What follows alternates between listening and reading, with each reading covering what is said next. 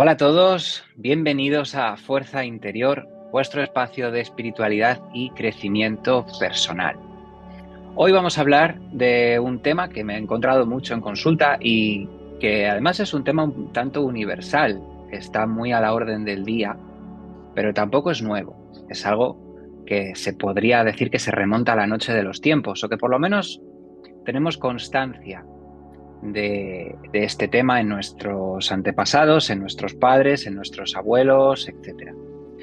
Y este tema es el rol, la maldición, el papel de la mujer sufridora, de la madre sufridora. Mujeres que lo pasan mal con una situación que ellas entienden que tienen que cargar sobre sus hombros.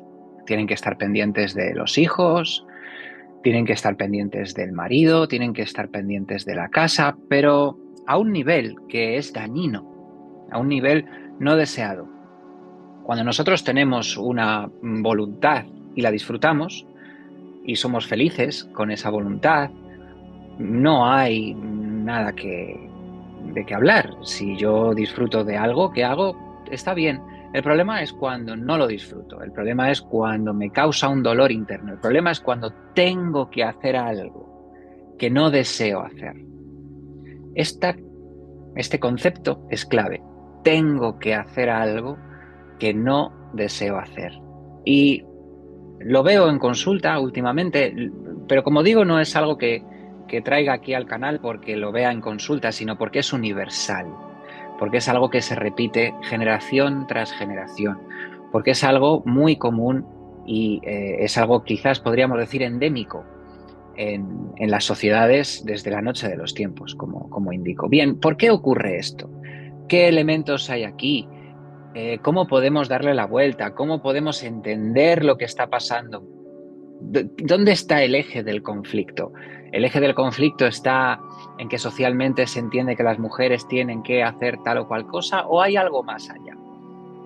Si nosotros ponemos el foco fuera, el problema lo tiene o lo trae la sociedad, el problema lo tiene la sociedad patriarcal, el problema lo tiene estoy quitándome el poder, estoy viendo solamente un fragmento pequeño de la historia y le estoy echando la culpa a otro, le estoy echando la culpa a otro.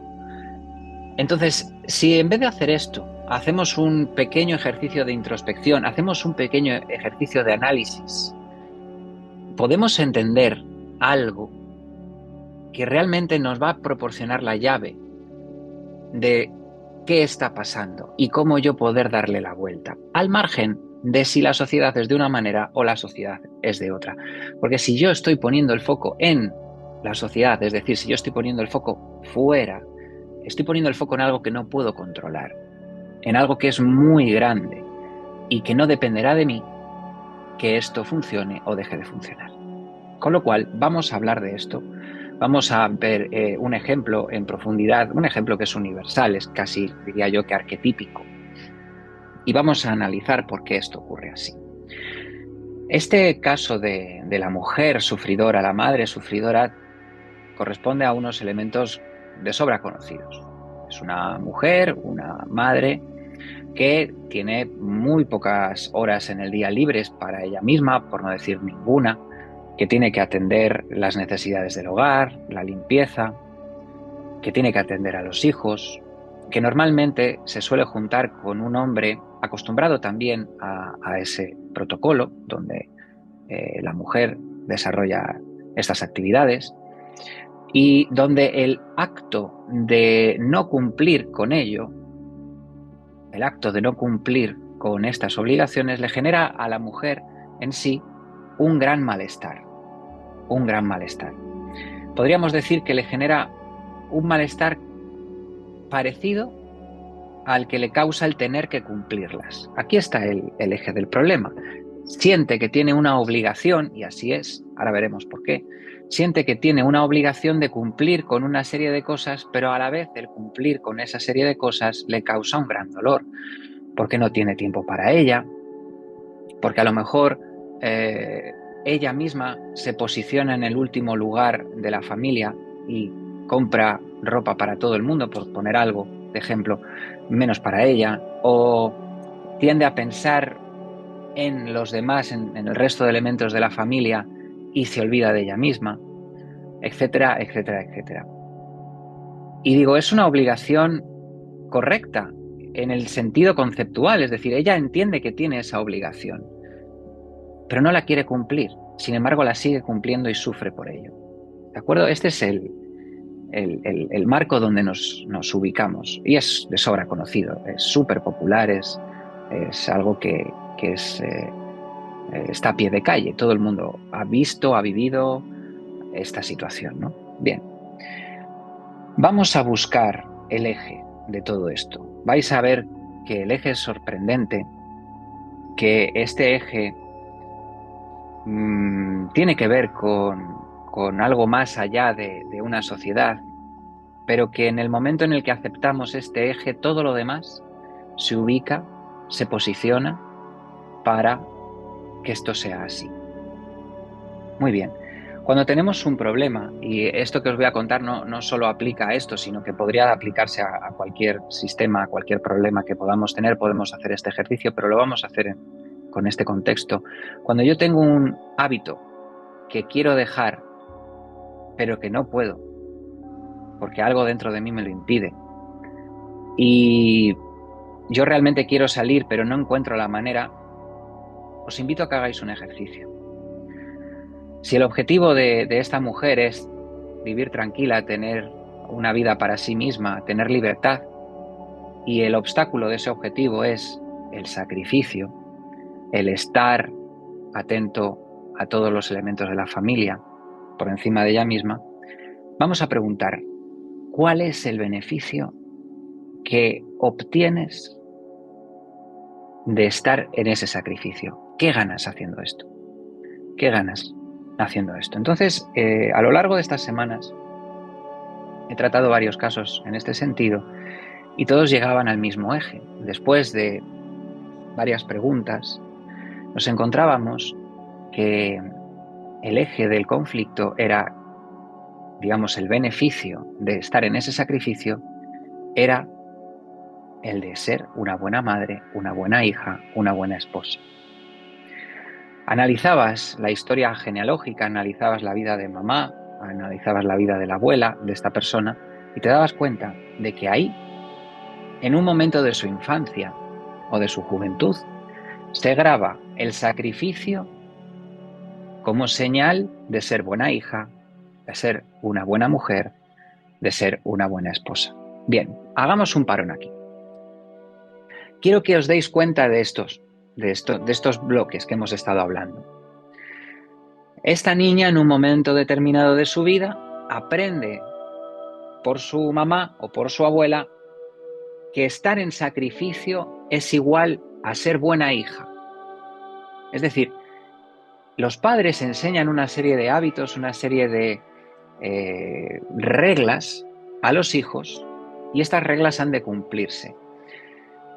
Sean las que sean, si el hijo no las cumple, será castigado, será reñido y ese hijo sentirá un abandono que por supuesto no es real, los padres no le van a abandonar en la calle, pero el niño no juega a eso.